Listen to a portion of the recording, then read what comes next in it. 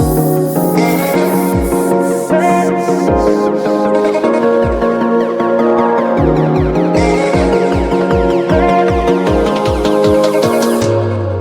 Hello hello, क्या हाल चाल। आप सबको नमस्कार। Welcome to the platform of physics navigator. कैसे हैं आप लोग? कैसी चल रही है आप लोगों की पढ़ाई?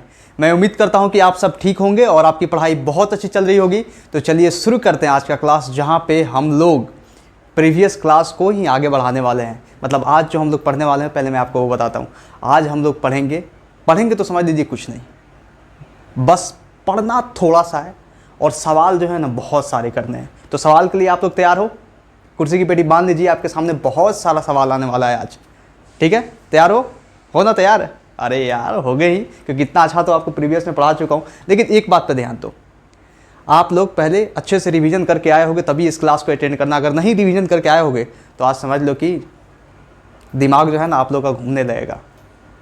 लेकिन मैं हूँ, घूमने नहीं दूंगा, ठीक है ना। रिवीजन नहीं भी करके आए होगे तो पहले आपको रिवीजन करा देता हूँ। Just 5 minutes, I will take your 5 minutes, और 5 मिनट में आपको हर चीज़ रिवाइज कराने वाला हूँ, ठीक है ना। देखिए यहाँ पे मैं जस्ट पूछूंगा, आपको आंसर देना, ठीक है। जस्ट उसी से रिवीजन हो जाएगा, जस्ट 5 मिनट में, ठीक है ना। उसके बाद जितने भी सवाल आएंगे ना, जो मैं इस 5 मिनट में यहाँ पे बताऊंगा ना, उसी से सारे सवाल बन जाएंगे, ठीक है। देखिए यहाँ पे, देखिए ये अपना रिवीजन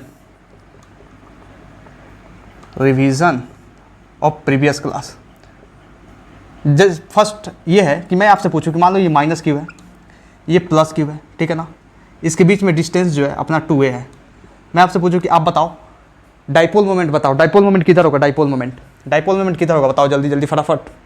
ये थोड़ा सा देखो ये इंक देख रहे हो, पूरा हाथ में इंक लग गया। कोई बात नहीं, चलो जल्दी जल्दी फटाफट बताओ, मैं पूछता हूँ फास्ट। क्या होगा डाइपोल मोमेंट? डाइपोल मोमेंट बता दो, डाइपोल मोमेंट क्या होगा? जल्दी जल्दी, कितना क्या आ रहा है आंसर? क्या आ रहा है डाइपोल मोमेंट का आंसर? ये अपना डाइपोल मोमेंट होगा माइनस क्यू से प्लस क्यू की तरफ, ऐसे, ठीक है ना। माइनस क्यू से प्लस क्यू की तरफ ऐसे होगा डाइपोल मोमेंट, ऐसे होगा, क्योंकि माइनस से प्लस की तरफ होता है डाइपोल मोमेंट, ठीक है ना। और इसका वैल्यू जो आएगा डाइपोल मोमेंट का, वो डाइपोल मोमेंट का कितना आएगा? बताओ कितना आएगा? ये आएगा अपना Q इंटू 2a। तो ये अपना हुआ। कोई दिक्कत नहीं, ठीक है ना। अगर a डिस्टेंस होता तो Q इंटू a हो जाता। बहुत आसान चीज़ है, ठीक है। देखिए यहाँ पे नेक्स्ट मैं आपको बता रहा हूँ कि जो मैं आपको बताया था कि एक्सियल और इक्वेटोरियल लाइन पे कैसे मतलब आप इलेक्ट्रिक फील्ड फाइंड करोगे, ठीक है ना, ड्यू टू डाइपोल, ठीक है। देखिए यहाँ पे मैं उस चीज़ को बहुत अच्छे से एक्सप्लेन करता हूँ आपको। ये अपना था एक्सियल लाइन, ये अपना एक्सियल लाइन था, और ये अपना था इक्वेटोरियल लाइन। और उसमें उस पर क्या किए थे हम लोग? चार्जेज रखे थे, 2 चार्जेज रखे थे, ठीक है ना, 2 चार्जेज रखे थे। ये अपना था एक्सियल लाइन, लिख देता हूँ यहाँ पे, एक्सियल लाइन था। और ये था अपना इक्वेटोरियल लाइन। और अपना इसमें हम डाइपोल रखे थे। डाइपोल मान लो एक माइनस क्यू था यहाँ पे, और यहाँ पे एक प्लस क्यू था, और इस माइनस क्यू प्लस क्यू के बीच में 2a डिस्टेंस था, मतलब यहाँ से a और एक यहाँ से a। तो आपसे एक्सिस पे जो मतलब एक्सिस पे यहाँ से कुछ, मतलब यहाँ से सेंटर से, ये सेंटर है ना, ये सेंटर है, मान लो यहाँ सेंटर से r डिस्टेंस पे मैं आपसे पूछूँ यहाँ पे आप बताओ इलेक्ट्रिक फील्ड। तो नेट इलेक्ट्रिक फील्ड कितना आता था? नेट इलेक्ट्रिक फील्ड जो आता था इस डायरेक्शन में, बस इसका हम क्या करते हैं ना, मैग्नीट्यूड लिखते हैं, ठीक है, मैग्नीट्यूड लिखते हैं, क्योंकि आपको पता है डायरेक्शन जो है नेट इलेक्ट्रिक फील्ड का मतलब इधर नहीं आता था, आउटसाइड द चार्जेज में, ठीक है ना। मैं इसको बताऊंगा क्यों आउटसाइड चार्जेज बोल रहा हूँ। देखिए यहाँ पे, क्योंकि अभी दिमाग खोलने वाला हूँ कुछ सवाल देकर। आप लोग फंसे हो, बहुत अच्छे से फंसे हो। किसी एक बच्चे का भी कमेंट नहीं आया। जो प्रीवियस क्लास में कराया था उसमें एक जो क्वेश्चन था ना, एक जो क्वेश्चन मैंने जस्ट उसमें आप लोगों को चेक किया था, किसी एक बच्चे का भी कमेंट नहीं आया कि सर ये ऐसे नहीं होगा, ऐसे होगा, वैसे नहीं होगा, ऐसे होगा, क्योंकि मैं उसका कॉन्सेप्ट समझा दिया हूँ। फिर भी आप वहाँ पे चक्रिया रहे हो, ठीक है ना। देखो यहाँ पे नहीं चक्रिया होगा, देखो तो r डिस्टेंस पे हम निकालते थे तो क्या आता था? ये आता था 4kqa r बटे r square minus a square का होल स्क्वायर। ये आता था, इतना आता था। इससे मतलब हम लॉन्ग डाइपोल के लिए लिखते थे तो इतना लिखते थे 2kpr बटे r square minus a square. ये किस चीज़ के लिए था? ये लॉन्ग डाइपोल के लिए था, लॉन्ग डाइपोल के लिए। लेकिन अपने को क्या शॉर्ट डाइपोल के लिए भी जाना है, ठीक है ना। मतलब short dipole maximum time short dipole से ही क्वेश्चन आते हैं, लेकिन लॉन्ग डाइपोल से भी क्वेश्चन आ सकते हैं, ठीक है ना। तो ये भी जान दो आप। इसको लिखने का तरीका मैं बता दे रहा हूँ आपको, ठीक है। कैसे? देखो यहाँ पे पहले देख लो शॉर्ट डाइपोल का, फिर मैं बताऊँगा कि इसको कैसे आप याद रखोगे। देखो शॉर्ट डाइपोल के लिए क्या? शॉर्ट डाइपोल का मतलब ये होगा कि जो ये डिस्टेंस a है ना, ये बहुत छोटा होगा r से। a बहुत छोटा होगा r से। जब a बहुत छोटा होगा r से तो इलेक्ट्रिक फील्ड कितना आ जाएगा? इलेक्ट्रिक फील्ड आता था अपना 2kp/r। वेक्टर फॉर्म में ऐसे देखा जाए तो ऐसा आता था। कोई दिक्कत नहीं। अब देखिए मैं आपको बता रहा हूँ, यहाँ पे डायमेंशनली इसको चेक कीजिए। जो नेट इलेक्ट्रिक फील्ड मैंने दिखाया, तो नेट इलेक्ट्रिक फील्ड आपको देखने के लिए बताया था, मतलब कोई भी इलेक्ट्रिक फील्ड है उसको डायमेंशनली चेक करना है तो कैसे कीजिएगा आप। आपको बताया था कि के क्यू बटे आर स्क्वायर, के क्यू बटे आर स्क्वायर के फॉर्म में अगर आ रहा है तो समझ लीजिए को डायमेंशनली ट्रू है, ठीक है ना, डायमेंशनली ट्रू है। तो देखिए यहाँ पे के क्यू बटे आर स्क्वायर के फॉर्म में आ रहा है, ठीक है। देखिए 4 के क्यू ए आर है, तो ए आर मतलब 2 ऊपर डिस्टेंस है और यहाँ पे 4 नीचे डिस्टेंस है, क्योंकि अगर डायमेंशनली देखा जाए तो आर स्क्वायर और ए स्क्वायर तो सेम होगा, लेकिन उसका भी स्क्वायर है तो डिस्टेंस का पावर 4 है नीचे और 2 डिस्टेंस है ऊपर, मतलब नीचे के क्यू और नीचे आर स्क्वायर आ जा रहा है, मतलब ये सही है। आप ऐसे ही याद कर सकते हो, ठीक है ना, आप ऐसे याद कर सकते हो। सीधा बात इतना याद रखो कि नीचे जो होता है ना, नीचे आर स्क्वायर में ए स्क्वायर का होल स्क्वायर होता है और ऊपर 4 क्यू के क्यू ए आर, 4 के क्यू ए आर। और मतलब अगर ये भी नहीं समझ में आए बढ़िया से तो 4 ऑप्शंस दिया रहेगा, ठीक है ना। उन चारों ऑप्शन में आपको चेक करना है कि डायमेंशनली कौन सा सही है। अगर डायमेंशनली सही है, ये कैसा है, डायमेंशनली ट्रू है, डायमेंशनली ट्रू, डायमेंशनली सही है तो आंसर होगा ये। लेकिन पैटर्न भी ध्यान होना चाहिए, क्योंकि डायमेंशनली ट्रू जरूरी नहीं है कि हर एक ऑप्शन ही हो, ठीक है ना। कोई हो सकता है डायमेंशनली ट्रू भी हो, सेकेंड भी डायमेंशनली ट्रू हो, थर्ड भी डायमेंशनली ट्रू हो, फोर्थ जाकर डायमेंशनली फॉल्स हो, ठीक है ना। मतलब समझ रहे हो ना, समझ जाना। देखो यहाँ पे, अब देखो यहाँ पे 2 के पी आर मैंने कैसे लिखा है। देखो पी को क्या लिखोगे, यहाँ पे पी लिखोगे क्यू इंटू 2 है, जैसे मैं यहाँ पे लिखा है क्यू इंटू 2 है तो लिख लो यहाँ पे क्यू इंटू 2 है। जैसे करोगे क्यू इंटू 2 है, क्यू इंटू 2 है तो क्यू इंटू 2 ए के जगह पे क्या आ जाएगा अपना पी, और बचेगा क्या 2 के पी आर, इसीलिए 2 के आर और पी के जगह पे क्यू इंटू 2 ए करोगे तो इतना आ जाएगा अपना। और नीचे ये तो लॉन्ग डाइपोल के लिए, लेकिन शॉर्ट डाइपोल के लिए ये बहुत ज़्यादा छोटा होगा आर से, तब हम ऐसे लिख देंगे, कोई दिक्कत नहीं। अब देखो इक्वेटोरियल पोजीशन पे किधर आता था, इक्वेटोरियल पर अपना इधर आता था, इस डायरेक्शन में आता था, कोई दिक्कत यहाँ तक कोई दिक्कत नहीं होना चाहिए, इसी डायरेक्शन में आता था। क्योंकि जब भी हम इक्वेटोरियल पे यहाँ पे देखते थे तो इसके चलते एक इलेक्ट्रिक फील्ड अपना इससे दूर, इसके चलते एक इधर आता था, नेट अपना इधर आता था, ठीक है। कितना आता था, कितना आता था बता दो। ये अपना आता था 2 के क्यू ए बटे ए स्क्वायर प्लस आर स्क्वायर का पावर 3/2। ये कुछ देख के क्या लग रहा है, ये जानते हो कैसा लग रहा है, electric field due to 2 charges, मतलब 2 चार्जेज के चलते जो इलेक्ट्रिक फील्ड आता था ना अपना, जैसे प्लस क्यू रख के आपको कराया था, उसके चलते इलेक्ट्रिक फील्ड क्या आता है 2 के क्यू एक्स बटे ए स्क्वायर प्लस आर स्क्वायर का पावर 3/2। ऐसा होता था कि नहीं, मतलब 2 के क्यू आर बटे ए स्क्वायर प्लस आर स्क्वायर का पावर 3/2। अगर आर डिस्टेंस था तो अपना परपेंडिकुलर डिस्टेंस तब आता था ऐसे, तो वैसे उसको ध्यान रख के इसको भी याद रख सकते हो आप, ठीक है ना। मतलब ये रिंग जैसा भी है, रिंग की सिमेट्री जैसा मान रहे ना, उसमें क्या था, रिंग में के क्यू एक्स बटे ए स्क्वायर प्लस एक्स स्क्वायर का पावर 3/2 ये कराया था आपको, तो वैसे भी आप इसको याद रख सकते हो। आप पी के फॉर्म में लिखोगे तो कैसे लिखोगे इसको, पी के फॉर्म में लिखोगे 2 नहीं लिखोगे, के पी लिखोगे जस्ट, क्योंकि 2 तो आ जाएगा क्यू इंटू 2 है, क्यू इंटू 2 कितना आ जाएगा, पी आ जाएगा, मतलब के पी बटे ए स्क्वायर प्लस आर स्क्वायर का पावर 3/2। ये जस्ट रिवीजन क्लास चल रहा है। अब ये किस चीज़ के लिए, ये है अपना लॉन्ग डाइपोल के लिए, लॉन्ग डाइपोल के लिए। लेकिन अपने को क्या जानना है, अपने को जस्ट जानना है शॉर्ट डाइपोल के लिए। तो शॉर्ट डाइपोल के लिए क्या था अपना, शॉर्ट डाइपोल के लिए मैं यहाँ पे कराता हूँ शॉर्ट डाइपोल। वहीं शॉर्ट डाइपोल के लिए क्या हो जाएगा, शॉर्ट डाइपोल में वही कंडीशन लगेगा कि ए जो है ना बहुत बहुत बहुत छोटा होगा आर से, ठीक है ना। बहुत जब छोटा होगा आर से तो यहाँ पे ए नेग्लेक्ट हो जाएगा, अपना आ जाएगा, बच जाएगा electric field is equal to minus K P बटे आर क्यूब। और माइनस क्यों लगा, माइनस इसलिए लगा क्योंकि अपना पी का डायरेक्शन तो इधर है, डाइपोल मोमेंट इधर है, लेकिन अपना electric field net electric field है वो इधर है, इसीलिए लगा। कोई यहाँ तक कोई शक नहीं। अब देखिए एक और चीज़ मैं बता रहा हूँ, आप ये बताओ, यहाँ पे ये इक्वेटोरियल पोजीशन का आया, ठीक है ना, ये एक्सियल पोजीशन के लिए आया। मैं आपसे पूछूँ यहाँ पे, नोट करके लिखो यहाँ पे कि for ideal dipole ratio of net electric field eight axial and equatorial position is, मतलब ई एक्सियल बटे ई इक्वेटोरियल मैं पूछ रहा हूं आपसे, इक्वेटोरियल कौन बताएगा, क्या आंसर आ रहा है बताओ, क्या आंसर आ रहा है बताओ बताओ बताओ जल्दी जल्दी जल्दी, कितना आंसर आ रहा है। देखो ई एक्सियल है ना, 2 के पी बटे आर है, आर थोड़ी होगा, आर क्यू होगा, सॉरी 2 के पी बटे आर क्यू होगा और 1 के पी बटे आर माइनस के पी बटे आर क्यू, मतलब 2/-1 मतलब -2/1 आ जाएगा। करके देख लो डिवाइड, अगर नहीं समझ में आ रहा है तो डिवाइड करोगे आंसर आ जाएगा -2/1। बहुत आसान है ना। चलिए इसे नोट कीजिए। मैं क्या करता हूँ इसी के बेस पे, मतलब जितना भी आपको अभी कराया, ये सब तो पहले से कराया हुआ है, अभी आपके दिमाग में सब कुछ छप गया होगा। मैं हर एक पॉइंट से सवाल दूंगा, इस पॉइंट से सवाल दूंगा, इस पॉइंट से सवाल दूंगा, इस पॉइंट से सवाल दूंगा, इस फॉर्मूले से, इस फॉर्मूले से, इस फॉर्मूले से, इस फॉर्मूले से, इस फॉर्मूले से, इस फॉर्मूले से, मतलब टोटल आने वाले आगे 10 सवाल है, ठीक है ना। उन 10 सवालों को ना पर कच्छा छुड़ा देना है, ठीक है। तो जल्दी फटाफट इसे नोट कीजिए, मैं सवाल देता हूँ, ठीक है। The first question is on your screen, please solve this question. I am giving you just 3 minutes for this question. 3 minute बहुत है इस क्वेश्चन के लिए। जो भी मैं अभी बताया हूँ इससे पहले अगर वो आपने बहुत ध्यान से सुना होगा, ये सवाल सारे हल हुए हैं। लेकिन ये समझ लीजिए कि ये जो सवाल है ना, इसमें से एक सवाल जो है ना एम्स में आया था, एम्स 2017 में एम्स में आया हुआ सवाल है। और ये जो है ना, ये इतने अच्छे स्टेटमेंट्स हैं कि समझ लीजिए कभी भी एग्जाम में दिया जा सकता है। मतलब नीट 2025 जो होने वाला था या जेईई 2025 आ जाएगा, गारंटी कहता हूँ। क्योंकि ऐसे स्टेटमेंट्स जो होते हैं ना, ऐसे स्टेटमेंट्स जहाँ पे बच्चे घूम जाते हैं, उनको बढ़िया से अगर कॉन्सेप्ट नहीं समझ में आता, बच्चे घूम जाते हैं और वहीं परेशान हो जाते हैं। तो ऐसे स्टेटमेंट्स को बहुत ध्यान से रखिए और बहुत ध्यान से इसे कीजिए, थोड़ा सा दिमाग लगा के समझ लीजिए। 5 मिनट चाहे दे दीजिए, लेकिन बहुत अच्छे से कीजिए, ठीक है ना। चलिए मैं वेट करता हूँ आपके लिए, पॉज कीजिए, 5 मिनट लीजिए और कीजिए बढ़िया सवाल, ठीक है। जल्दी फटाफट, जल्दी फास्ट।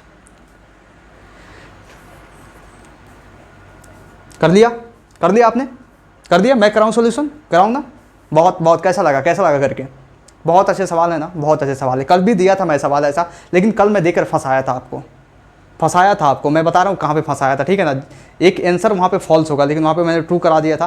ट्रू इसलिए करा था कि मैं चाह रहा था चेक करने के लिए, लेकिन क्या हुआ कि उसके बाद कुछ इश्यू हो गया, प्रॉब्लम हो गया, जिसके चलते मैं लेक्चर नहीं ले पाया, तो मैं बता नहीं पाया, ठीक है ना। मैं उस चीज़ को अभी बताऊँगा आपको, ठीक है। देखिए यहाँ पे, देखिए क्वेश्चन है स्टेट ट्रू और false for the statements given below.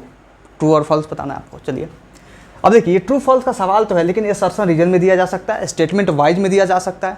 समझ रहे हैं ना, स्टेटमेंट वाइज, असर्शन रीजन, ये तो आम सवाल हो गए हैं। मतलब अब नीट में तो आ रहे हैं, पहले एम्स में आते थे, लेकिन अब नीट में भी बौछार कर दिया ऐसे सवालों का, ठीक है। तो देखिए ऐसे मतलब समझ, ऐसे ही क्वेश्चन जो होते हैं ना, मतलब टफ में गिने जाते हैं।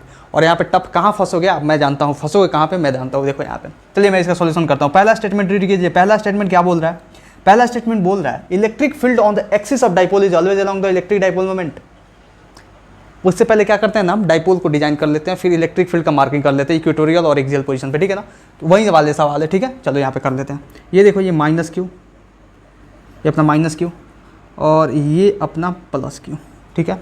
ये माइनस क्यू हो गया, ये प्लस क्यू हो गया। इसके बीच में डिस्टेंस ये हुआ अपना, कोई यहाँ से यहाँ तक ये ए डिस्टेंस, यहाँ से यहाँ तक ये ए डिस्टेंस। यहाँ से हम क्या करते थे ना, यहाँ से कुछ आर डिस्टेंस पे हम इलेक्ट्रिक फील्ड देखते थे। यहाँ से ऐसे करते हैं, इसको ऐसे, यहाँ से कुछ आर डिस्टेंस पे हम इलेक्ट्रिक फील्ड देखते थे यहाँ पे आकर। और यहाँ पे जो ई नेट हम लिखते थे वो इधर लिखते थे। अपना इलेक्ट्रिक फील्ड नेट इधर आता था। कितना आता? 100 डाइपोल के लिए जस्ट लिखेंगे, ठीक है ना। देखिए यहाँ पे आता था अपना 2 kp/r3। कोई दिक्कत नहीं। अब देखिए यहाँ से हम एक्सियल पोजीशन पे यहाँ पे आते थे, सॉरी इक्वेटोरियल पोजीशन पे हम यहाँ पे आते थे कुछ आर डिस्टेंस पे। तो हम यहाँ पे देखते थे, तो यहाँ पे अपना इलेक्ट्रिक फील्ड कितना आता था? अपना इलेक्ट्रिक फील्ड जो आता था, ये जस्ट थोड़ा टेढ़ा हो गया है, कोई गल नहीं जी, कोई गल नहीं, मैं इसको जल्दी सुधारता हूँ। तुसी थोड़ा सब्र करो। हाँ चलो ठीक है, चलेगा। चलो यहाँ से आर डिस्टेंस पे हम जो इलेक्ट्रिक फील्ड लिखते थे अपना इधर लिखते थे। कितना लिखते थे इलेक्ट्रिक फील्ड? वो लिखते थे ई नेट बराबर kp/r3। और माइनस कौन लगाएगा? माइनस क्यों छोड़ दिया? कौन छोड़ा माइनस? मैं नहीं छोड़ा। कोई बात नहीं, मैं गलती स्वीकारता हूँ यार। देखो यहाँ पे अपना जो पी नेट आता था, मतलब पी नेट अपना इधर आता था। कोई दिक्कत नहीं। तो चलो अब स्टेटमेंट को रीड करते हैं और समझने की कोशिश करते हैं क्या कहना चाहता है, ठीक है ना। Electric field on the axis of dipole is always along the electric dipole moment. मतलब इलेक्ट्रिक फील्ड और डाइपोल मोमेंट का डायरेक्शन क्या सेम होगा? ऑलवेज अलोंग का मतलब सेम ही ना होगा हमेशा, always along the electric dipole moment. हाँ, नेट इलेक्ट्रिक फील्ड इधर है और पी नेट इधर है, तो सेम ही होगा। पहला ऑप्शन ट्रू होना चाहिए। किसको लगता है पहला ऑप्शन सही है? पहला ऑप्शन सही है। किसको लगता है? जल्दी अभी कमेंट्स में जल्दी फटाफट बताइए किसको लगता है। बताइए पहला ऑप्शन सही है। पहला ऑप्शन वाहियात तरीके से गलत है। अब बोलो कैसे सर, हमको तो नहीं समझ में आया, आप बताइए कैसे। अब देखो मैं बताता हूँ आपको। देखो ये आंसर तब सही होगा, एक कंडीशन लाएगा तब सही होगा। लेकिन देखो यहाँ पे पहले समझ लो बहुत अच्छे से, उसके बाद दिमाग में घुसेगा। बहुत बढ़िया से ध्यान देना। देखो यहाँ पे ये अपना लाइन ऑफ एक्शन है, ठीक है ना। अब इस लाइन ऑफ एक्शन पे देखा जाए तो इलेक्ट्रिक फील्ड जो है, एक इलेक्ट्रिक फील्ड इधर आएगा इसके तरफ, माइनस के तरफ इलेक्ट्रिक फील्ड मान लो E1, माइनस के चलते E1 इलेक्ट्रिक फील्ड आ रहा है। मान रहा हूँ माइनस के चलते, ठीक है ना। इस माइनस क्यू के चलते एक इधर इलेक्ट्रिक फील्ड आएगा। डायरेक्शन तो यही ना होगा, वहीं E1 होगा क्योंकि माइनस के चलते आ रहा है। इस प्लस क्यू के चलते इलेक्ट्रिक फील्ड इससे दूर आएगा, इधर आएगा। मान लो इसको E2 मानता हूँ, प्लस क्यू के चलते E2, माइनस के चलते E1 मानता, ठीक है ना। अब इस प्लस क्यू के चलते एक इससे दूर आएगा, इधर इलेक्ट्रिक फील्ड आएगा, वो आएगा अपना E2। मतलब आउटसाइड द चार्जेस देखा जाए तो आउटसाइड द चार्जेस मतलब ये जो सिस्टम है अपना, ये डाइपोल मोमेंट का जो ये सिस्टम बना हुआ है, इस सिस्टम को बहुत गौर से देखो। ये जो सिस्टम बना हुआ है, ये जो सिस्टम है अपना, इसके जस्ट बाहर देखो, जस्ट देखो, बहुत अच्छे से विजुअलाइज करो। इसके जस्ट बाहर देखो, तो इसके जस्ट बाहर देखोगे ना तो इलेक्ट्रिक फील्ड इसी डायरेक्शन में इधर ही आ रहा है, इधर ही आ रहा है। इलेक्ट्रिक फील्ड बाहर आ रहा है, मतलब बाहर नहीं आ रहा है, मतलब बाहर कहने का मतलब कि in direction of dipole moment आ रहा है। Electric field in direction of dipole moment आ रहा है, इधर भी डाइपोल मोमेंट के, इधर भी डाइपोल मोमेंट के अलॉन्ग आ रहा है ना। तो हम ये स्टेटमेंट तब भी सही होता ना, electric field on the axis of dipole is always along the electric dipole moment, जब हम आउटसाइड द चार्जेस देख रहे होते तो। लेकिन ऑलवेज यहाँ पे लिखा हुआ है, इसलिए गलत हो गया। क्यों हुआ गलत? क्योंकि भाई नेट इलेक्ट्रिक फील्ड अगर इनसाइड द चार्जेस देखा जाए, मतलब इस सिस्टम के अंदर देखा जाए, तो नेट इलेक्ट्रिक फील्ड तो कुछ क्यू प्लस क्यू के चलते इधर और इस माइनस क्यू के चलते भी इधर, मतलब कुछ तो इधर आ जा रहा है ना। नेट इलेक्ट्रिक फील्ड तो इधर आ जा रहा है, मतलब इस चार्जेज के अंदर तो इधर आ जा रहा है। तो चार्जेज के अंदर देखा जा रहा है, तो चार्जेज के अंदर जब इस डायरेक्शन में आ जा रहा है, मतलब अपोजिट डायरेक्शन में आ जा रहा है, तो ये सही कैसे हुआ स्टेटमेंट? इसीलिए स्टेटमेंट फॉल्स है। मतलब कहा जाए ये स्टेटमेंट तभी ट्रू हो सकता है जब हम आउटसाइड द चार्जेस देख रहे हों। समझ में आ रहा है ना? आउटसाइड द चार्जेस देख रहे हो तभी। लेकिन स्टेटमेंट गलत कब होगा? स्टेटमेंट गलत तब हो जाएगा क्योंकि इनसाइड द चार्जेस भी ना इलेक्ट्रिक फील्ड जो है ना अपना इससे अपोजिट, मतलब डाइपोल मोमेंट अपना इधर है तो इलेक्ट्रिक फील्ड इधर आ रहा है, मतलब इसके चलते दोनों के चलते नेट इलेक्ट्रिक फील्ड इधर आ जा रहा है, लेकिन डाइपोल मोमेंट इधर है। समझे? बहुत अच्छे से दिमाग में घुसा। कैसा लगा एक्सप्लेनेशन? बहुत बढ़िया लगा ना? देखो यहाँ पे तो ये स्टेटमेंट अपना गलत है। नेक्स्ट स्टेटमेंट देखो, नेक्स्ट है अपना electric field on the axis of dipole may B along the electric dipole moment. हाँ, मे भी लगा हुआ है, काहे नहीं सही हो सकता है? Electric field on the axis of dipole may B along, हाँ यहाँ पे इलेक्ट्रिक फील्ड मे बी हो सकता है, ये नहीं बोल रहा कि हमेशा ही होगा, तो हो सकता है भाई, इधर है पीनेट के जो डाइपोल मोमेंट है ना उसके अलोंग है, तो हाँ ये सही है, मे भी है। लेकिन ये कब सही है मैं बता रहा हूँ। दूसरा स्टेटमेंट कब सही है? दूसरा स्टेटमेंट तब सही है, मतलब ट्रू व्हेन मतलब ट्रू व्हेन नहीं दिखेंगे, ये तो ट्रू है ही, लेकिन ये कब सही हो सकता है? मतलब एक कंडीशन होगा ना, मे भी लगा, तो किस कंडीशन में मे भी लगा हुआ है? आउटसाइड द चार्जेज, मतलब डाइपोल के आउटसाइड देखेंगे तब, मतलब इन दोनों charges minus Q plus Q के आउटसाइड देखेंगे तो आउटसाइड ही तो देख रहे हैं।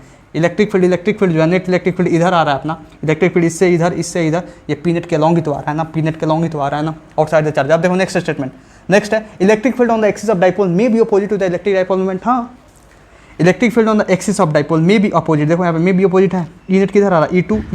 E2 E1 जोड़ के इधर ही आएगा, बीच में तो इधर ही आएगा कहीं, इधर देखो, यहाँ पे देखो, इस plus Q minus Q charge के चलते इधर ही आएगा कहीं, और पी नेट अपना इधर है, मतलब अपोजिट आ रहा है ना, दोनों अपोजिट आ रहा है, तो ये भी स्टेटमेंट ट्रू है, ये भी स्टेटमेंट ट्रू है। लेकिन ये तब ट्रू है जब हम इनसाइड द चार्जेज, मतलब किस मे बी के कंडीशन में? इनसाइड द चार्जेज के कंडीशन में, मतलब चार्जेज के अंदर देखेंगे तो ये ऐसा होगा। कोई दिक्कत नहीं। अब देखो next statement, electric field on the equatorial line of dipole is always opposite to electric dipole moment. यह अखंड सत्य है। इक्वेटोरियल लाइन पे हमेशा जो होता है ना डाइपोल मोमेंट के इधर ही होता है, क्योंकि इसके चलते तो अपना इधर आएगा और इसके चलते अपना इधर आएगा। नेट देखा जाए तो इलेक्ट्रिक डाइपोल मोमेंट इधर आएगा और हमेशा इधर ही रहेगा, क्योंकि पूरा नेट इलेक्ट्रिक फील्ड अपना इधर ही बना रहा है और दूसरा इलेक्ट्रिक फील्ड कहाँ कहीं आ रहा है। और दूसरा डाइपोल मोमेंट, एक तो डाइपोल मोमेंट अपना फिक्स डायरेक्शन है, ठीक है ना, लेकिन दूसरा इलेक्ट्रिक फील्ड का डायरेक्शन कहाँ आ रहा है? मतलब एक ही फिक्स आ रहा है डायरेक्शन, मतलब हमेशा अपोजिट होगा, तो ये भी हमेशा के लिए ट्रू है, कोई दिक्कत नहीं इसमें भी, ठीक है ना। अब देखिए मैं आपको कहाँ फंसाया था पता है? ये स्टेटमेंट में फंसाया था। इस स्टेटमेंट को मैंने ट्रू दिखाया था, लेकिन जस्ट वहाँ पे चेक करना चाहता था, लेकिन पूछ नहीं पाया क्योंकि वहाँ पे लाइट का थोड़ा सा इशू हो गया, इसलिए नहीं पूछ पाया, ठीक है ना। देखिए यहाँ पे तो मैं आज इस सवाल को क्लियर करता हूँ। देखो, net electric field on the axis of dipole is always along the electric dipole moment. कहाँ भाई?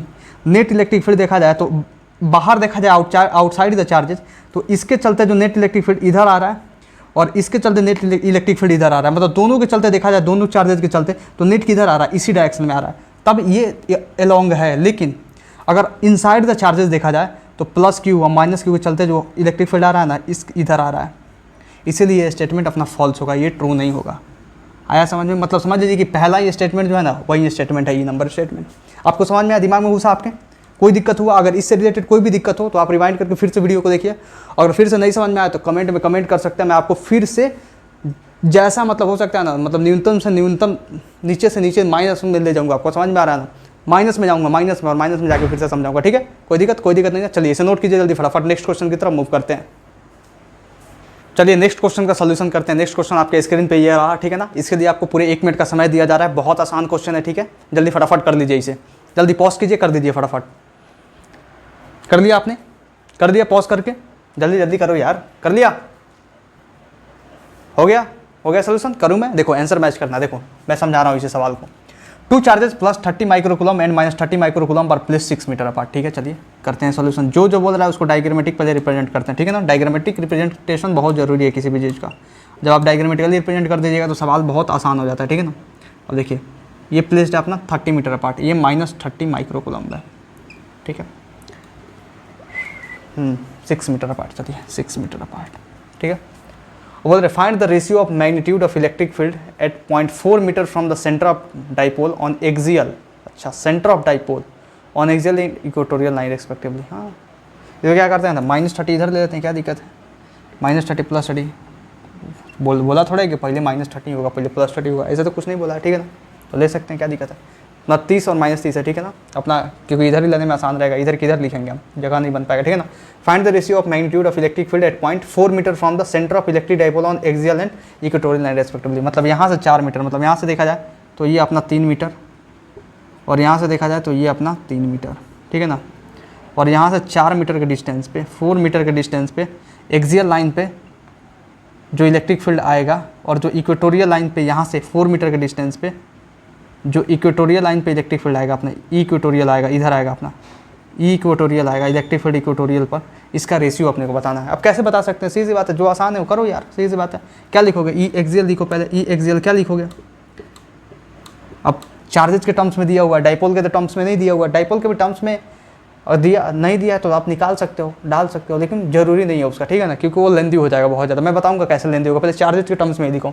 एक्सियल में क्या लिखते थे, एक्सियल में हम लिखते थे, नीचे जो फैक्टर आता था अपना वो आता था r² - a² का होल स्क्वायर, कोई दिक्कत ये आता था। और ऊपर आता था 4kqar, क्योंकि 2 डिस्टेंस ऊपर है, 4 डिस्टेंस नीचे है, कोई r का पावर 4 हो जाएगा, मतलब डिस्टेंस का पावर 4 नीचे है, डिस्टेंस 2 डिस्टेंस ऊपर है तो 2 डिस्टेंस ऊपर, और 4 डिस्टेंस नीचे, 2 डिस्टेंस कटा नीचे तो 2 डिस्टेंस नीचे आ गया, मतलब kq/2 डिस्टेंस, मतलब kq/r² का फॉर्म आ रहा है कि नहीं, तो ये अपना डायमेंशनली सही है। ऐसे हम ध्यान रख सकते हैं इसको, ठीक है ना, डायमेंशनली। तो अपना ये है, इसके जगह पे रखो 4kq, क्योंकि KQ इसमें भी आएगा, तो KQ को अब का वैल्यू लिखने का कोई ज़रूरत नहीं, ठीक है ना, मत लिखो। ए का लिखो ए। अब यहाँ पे देखो, अब ए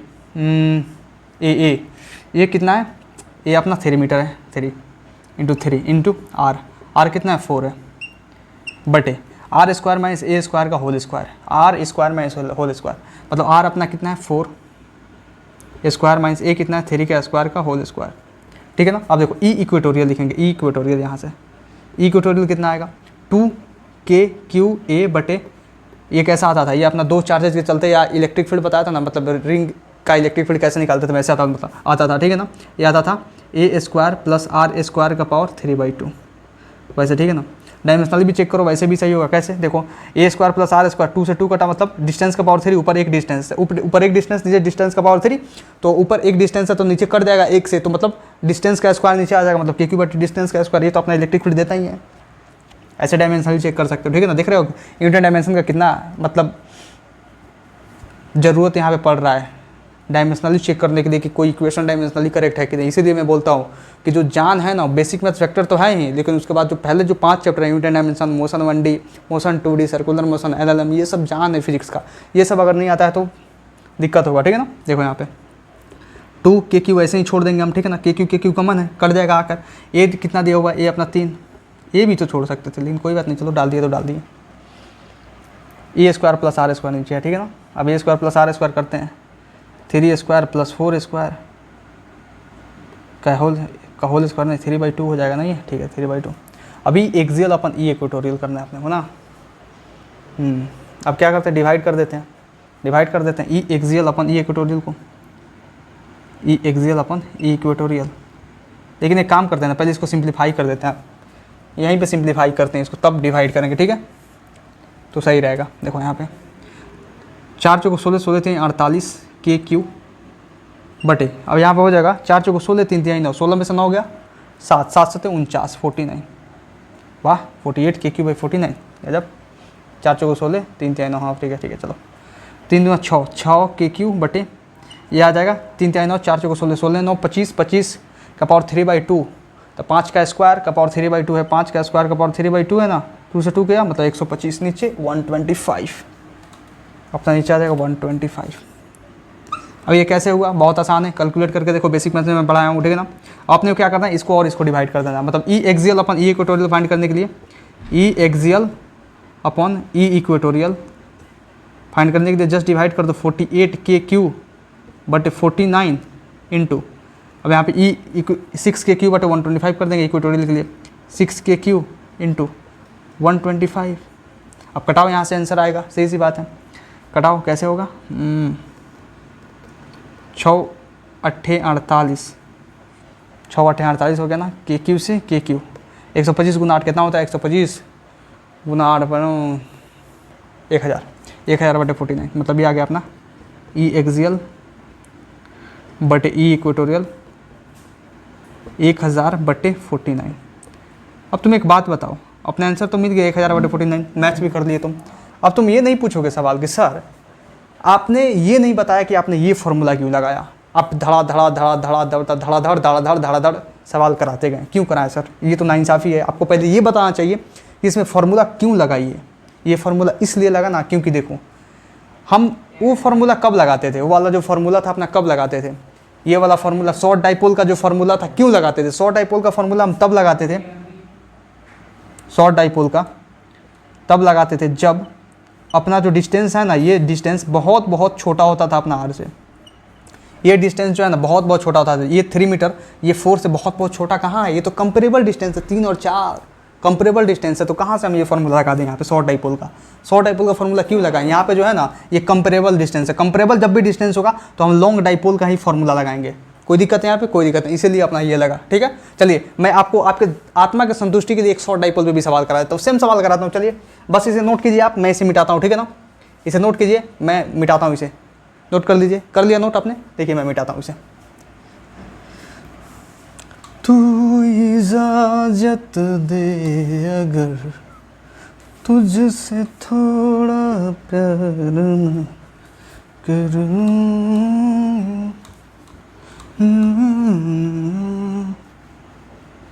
यहाँ पे बस क्या करना पड़ेगा, 4 मीटर पूछ रहा है ना, आ जाओ यहाँ पे जस्ट मैं मिटाऊंगा थोड़ा।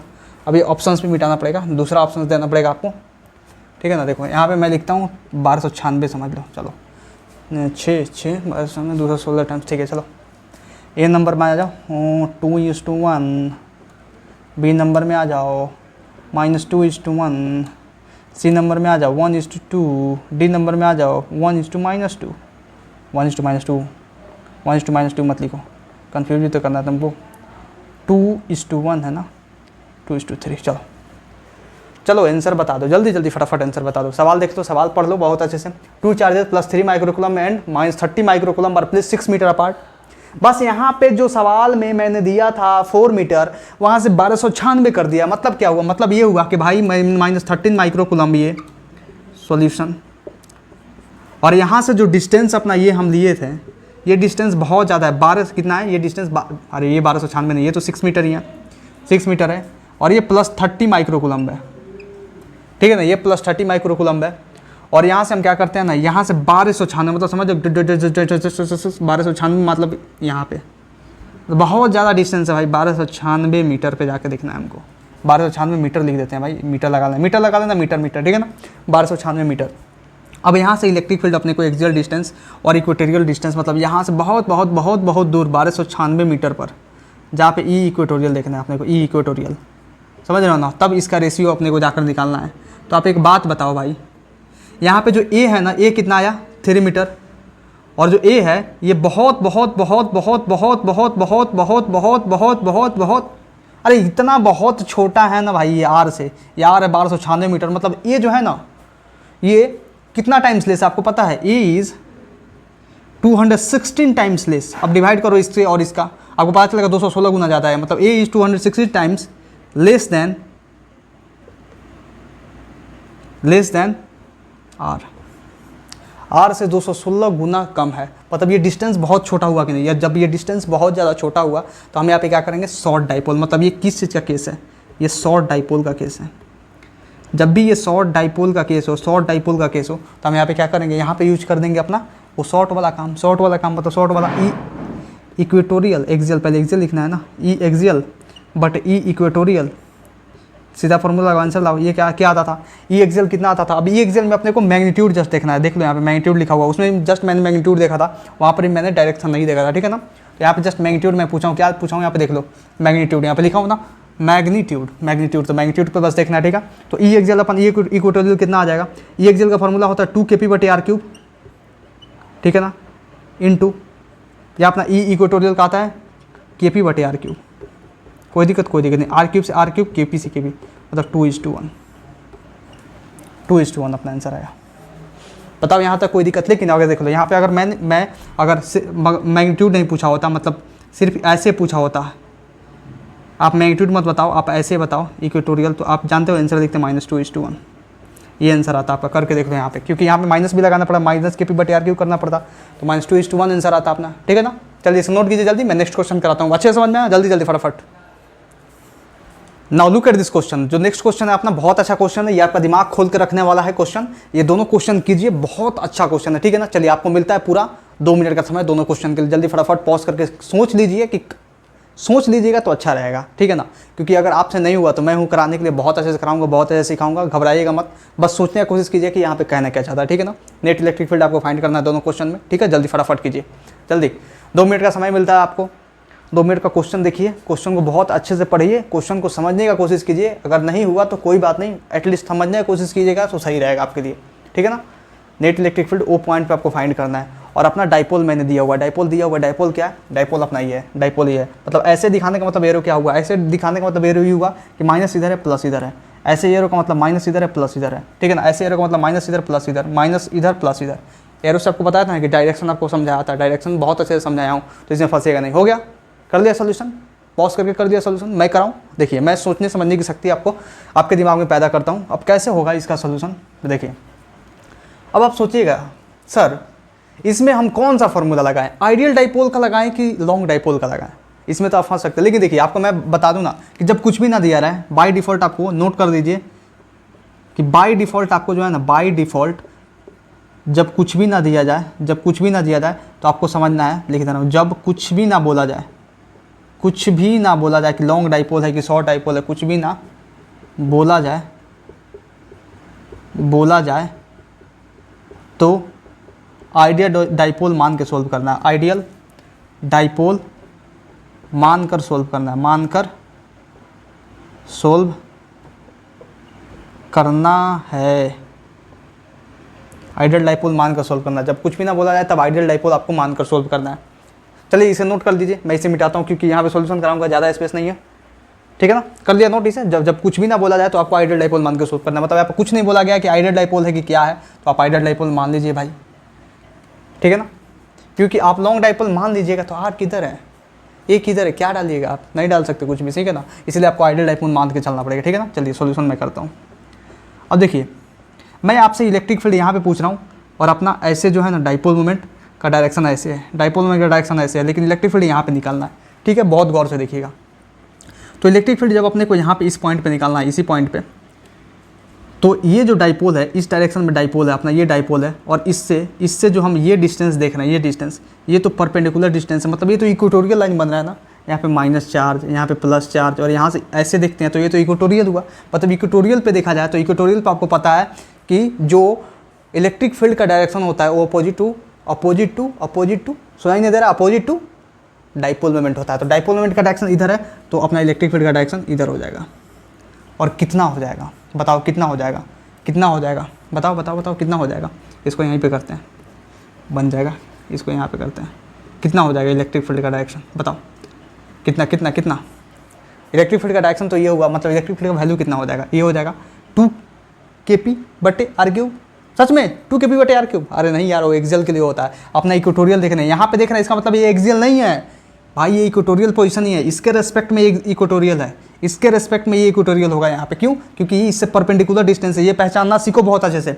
ये देखो, ये अपना डाइपोल है, ये माइनस चार्ज, ये प्लस चार्ज, इससे परपेंडिकुलर डिस्टेंस है, और यहाँ पे देखना है परपेंडिकुलर डिस्टेंस मतलब इक्वेटोरियल पोजीशन में जो डाइपोल मोमेंट का जो इलेक्ट्रिक फील्ड का डायरेक्शन होता है डाइपोल मोमेंट के अपोजिट होता है। तो डाइपोल मोमेंट अपना इधर है तो इलेक्ट्रिक फील्ड इधर, और कितना वैल्यू आता है -kp/r³ आता है, तो माइनस तो डायरेक्शन बता ही दिया पहले, तो माइनस लिखेंगे ना, कोई जरूरत नहीं है, ठीक है ना। अब kp/r³ लिखेंगे, k × 8p/r³, r³ कितना है, डिस्टेंस है 2r, तो 2r का क्यूब, कोई दिक्कत नहीं, ठीक है ना।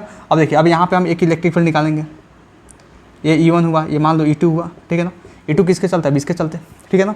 अब देखो ये अपना अपोजिट है, तो अपोजिट है तो अपना इधर आएगा, ठीक है ना। मैंने डायरेक्शन पहले एरो ऐसे ही बना दिया क्योंकि ये अपना इधर है डाइपोल मोमेंट, तो इससे परपेंडिकुलर डिस्टेंस अपना इक्वेटोरियल पोजीशन पे डाइपोल मोमेंट के अपोजिट होता है इलेक्ट्रिक फील्ड, तो इलेक्ट्रिक फील्ड इधर हो जाएगा, डाइपोल मोमेंट इधर, इलेक्ट्रिक फील्ड इधर, इसका वैल्यू कितना होगा K, और P का वैल्यू P ही है बटे R क्यूब कितना है, R डिस्टेंस है तो R क्यूब। अब इसको देखिए, ये क्या लिखा हुआ 8 KP बटे 8 R क्यूब, 8 से 8 KP बटे R क्यूब, KP बटे R क्यूब। अरे यार यहाँ पे कितना आ गया, यूनिट कितना हो गया, यूनिट तो 0 आ गया यहाँ पे,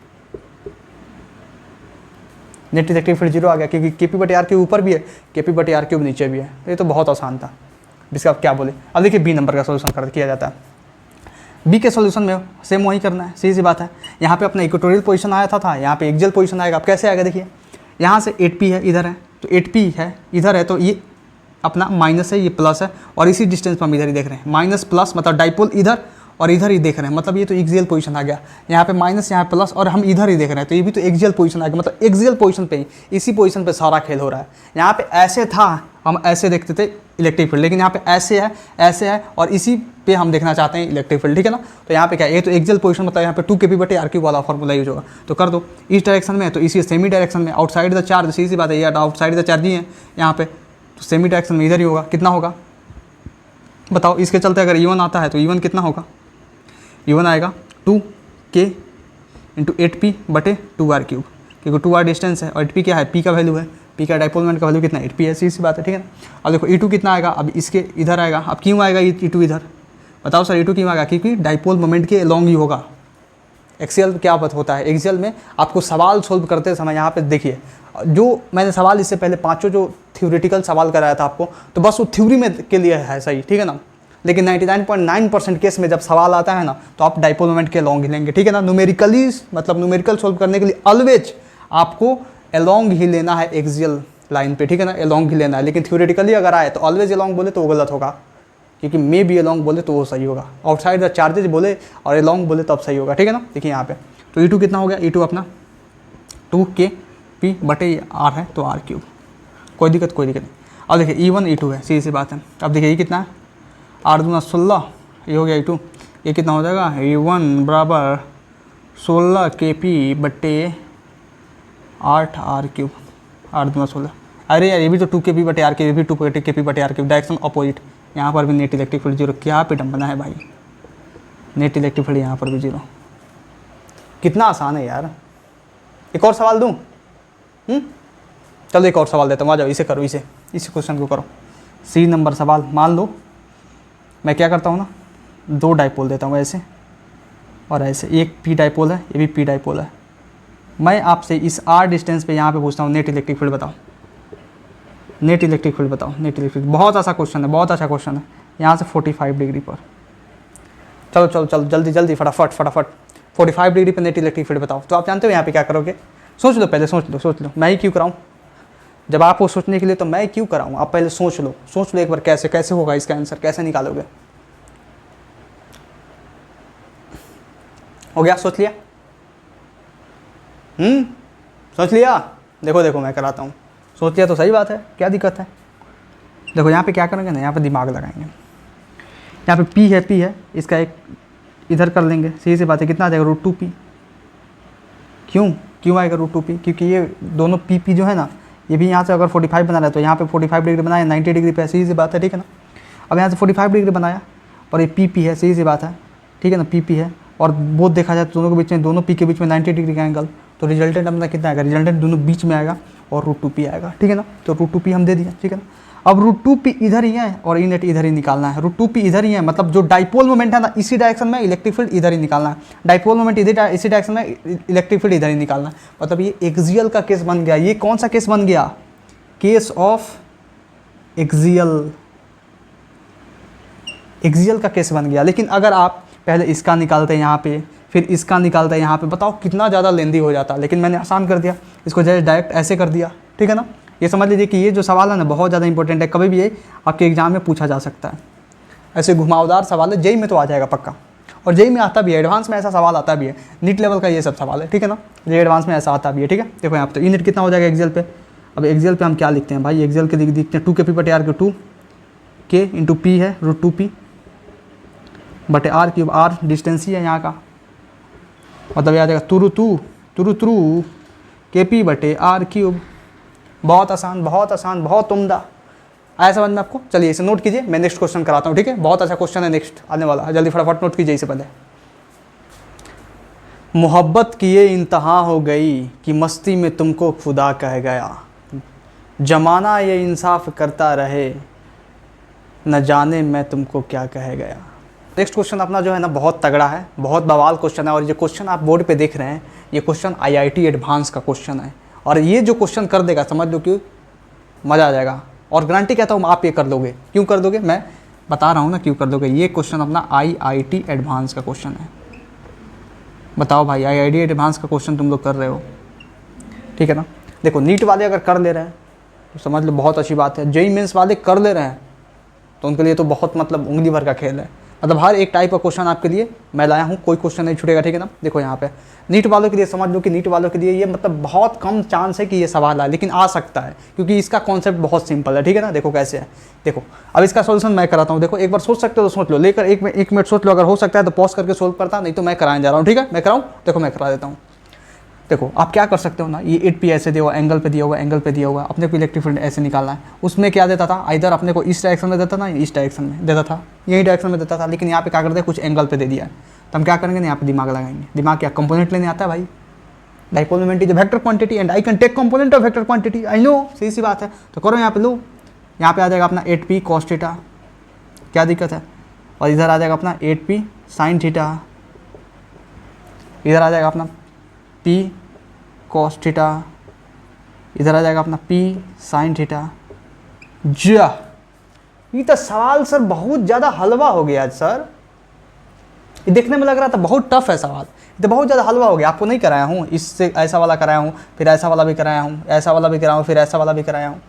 क्या यार, IIT एडवांस का सवाल निकालो निकालो निकालो जल्दी फटाफट। नीट वाले भी कर लेंगे ये सवाल, बहुत आसान है क्योंकि जो कॉन्सेप्ट सिखाया गया उसके सामने ये मतलब कुछ है ही नहीं, सीधी सी बात है, ठीक है ना। जल्दी फटाफट कर दो। कर लिया आपने, कर लिया, पॉज करके कर दिया, 2 मिनट ले लो समय और पॉज करके कर दो। कर लिया ना, देखिए मैं कराता हूँ। देखो अब देखो क्या करेंगे ना, इसके चलते निकालेंगे। तो मान लो इस इक्वेटोरियल के चलते, ये इक्वेटोरियल लाइन ही होगा ना यहाँ पे, तो इसके चलते किधर आएगा, नीचे आएगा अपना, नीचे आएगा। तो मैं यहाँ पे कुछ करता हूँ, ठीक है ना। इधर नहीं, इसको क्या करता हूँ, मिटा देता हूँ। IIT एडवांस को हम थोड़ा इधर लिखते हैं, टैग है भाई IIT एडवांस, ये टैग IIT एडवांस का क्वेश्चन है, ये एक टैग है, ठीक है ना। हम यहाँ पे करते हैं, ठीक है।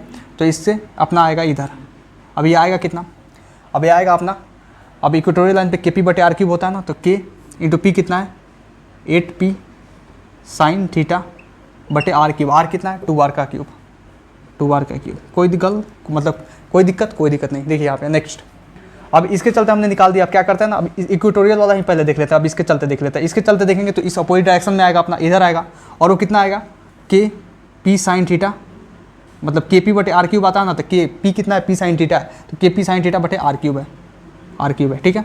अब इसका हम कैलकुलेशन कर देते हैं, कैलकुलेशन नहीं करेंगे अभी, ठीक है ना। पहले क्या करते हैं ना, अब इसके चलते भी निकाल देते हैं, उसके बाद नेट कैलकुलेशन करेंगे, ठीक है। तो इसके चलते देखो इधर ही आएगा, इसके चलते भी इधर ही आएगा। तो इसके चलते एक तो इधर आएगा, कितना आएगा, इसके चलते जो आएगा इस 8P cos थीटा के चलते ये आएगा अपना 2K 8P cos थीटा बटे 2R का क्यूब। एक आएगा अपना इधर 2K P cos थीटा बटे R का क्यूब, ठीक है ना। अब इसका कैलकुलेशन कर देंगे। अब देखो कैलकुलेशन करने के लिए क्या कर सकते हैं ना, यहाँ पे देखो ये 2R का क्यूब 8 आ जाएगा, 8 ये 2KP cos थीटा ही आएगा, 2KP cos theta R cube, ये भी 2KP cos theta R cube. मतलब ये आपने इसका सोल्यूशन देखो, इसका करोगे तो देखो यहाँ पे क्या आने वाला है। पहले क्या करते हैं, इसको सिंप्लीफाई करते हैं।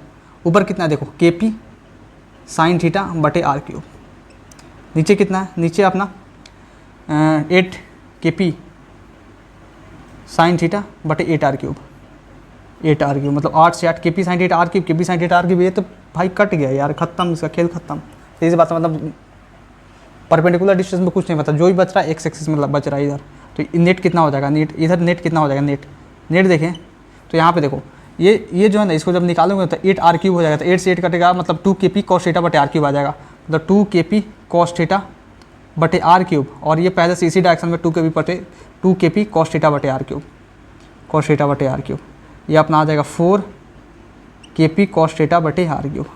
कौन सा आंसर है भाई? 4kp cos थीटा बटे r³ अपना बी नंबर ऑप्शन सही है। किसके किसके सही है बी नंबर? सब फेल हो गए, सब फेल हो गए जो बी नंबर आंसर टिक किया होगा।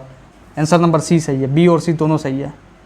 कैसे सही है भाई? इसको खोलो ना, इसको ओपन भी तो कर सकते हो। इसको ओपन करोगे तो कितना लिखोगे? 4 इंटू के जगह पे क्या लिखोगे? के जगह पे लिखोगे आप 1/4 पाई एप्सिलॉन नॉट, ये r³, ये cos थीटा, और यहाँ पे क्या है? kp है तो p का p। अब देखो यहाँ से क्या कर सकते हैं हम, 4 से 4 गया, कितना आ गया अपना? p cos theta pi epsilon not r³, p cos theta pi epsilon not r³। मतलब ये भी सही है अपना, मतलब ऑप्शन नंबर सी हुआ, सी हुआ। बताओ ये जो सवाल है कौन कौन देख के मुस्कुरा रहे हैं अभी तुम लोग बोल रहे हो सर ये इतना आसान सवाल है, जेई मेंस हो या जेई एडवांस हो, ये कहीं भी आ सकता है सर, ये कहीं भी आ सकता है, या नीट में भी आ सकता है। मतलब ये क्या, मतलब नीट के लिए कितना हलवा है? नीट वालों कितना हलवा है बताओ, कितना ज़्यादा हलवा सवाल है ये? बहुत ज़्यादा हलवा सवाल है ना, बहुत सुपर हेवी हलवा सवाल है। मतलब इससे ज़्यादा आसान सवाल क्या हो सकता है? समय भी नहीं लगेगा करने में। अगर आप प्रैक्टिस बहुत ज़्यादा किए होगे तो 40 सेकंड काफ़ी है इस सवाल को सॉल्व करने में। समझ रहे हो ना? बहुत ज़्यादा, मतलब बहुत बहुत आसान, बहुत उम्दा सवाल था। ठीक है ना? तो चलिए आज के लिए बस इतना ही। मस्त रहिए, ज़बरदस्त रहिए, पढ़ते रहिए। थैंक यू वेरी मच, नमस्कार।